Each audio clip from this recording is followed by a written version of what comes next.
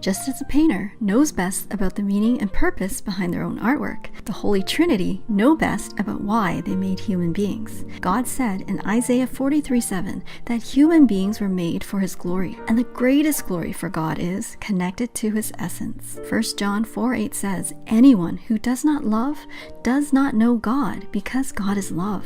In fact, the entire 1 Corinthians chapter 13 teaches us that love is supreme. Anything done without love is meaningless. Therefore, God, who is overflowing with love, created human beings for the glory and purpose of love. Love at the ultimate level. Isaiah 54:5, for your Maker is your husband, the Lord Almighty is his name, the Holy One of Israel is your Redeemer. He is called the God of all the earth. Revelation 21:2, I saw the holy city, the new Jerusalem, coming down out of heaven from God, prepared as a bride, beautifully dressed for her husband. God designed the earth as the counterpart world of heaven in order to experience the glory and joy of counterpart love with human beings.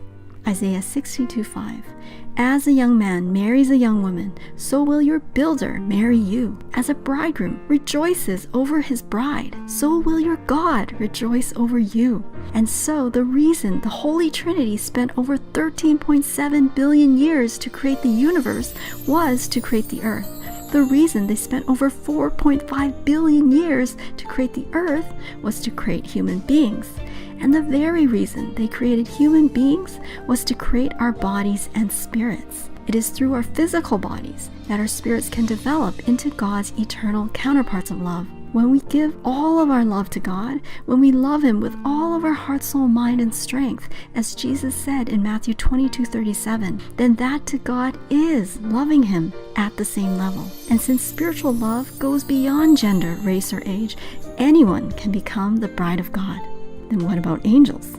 Well, sure, there are billions of angels worshiping God in heaven, but they're all just spiritual beings that have always lived in heaven from the very start, and are like God's own family members and relatives, not counterpart material. I mean, would you want to marry your own sibling or parent?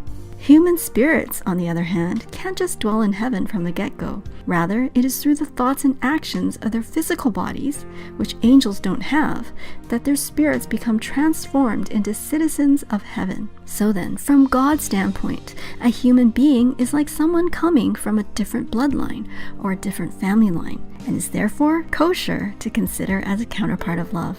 Once again, the purpose of creation, the reason God created human beings, was to make them into his eternal counterparts of love. And that is why the Lord returns as the bridegroom. Matthew 25:1-2. At that time, the kingdom of heaven will be like 10 virgins who took their lamps and went out to meet the bridegroom. 5 of them were foolish and 5 were wise. The wise are those who are united with the Lord and live loving the Holy Trinity every single day by taking action upon the word of the times. Doing what our bridegroom wants is loving him as his bride. So will you be foolish or will you be wise?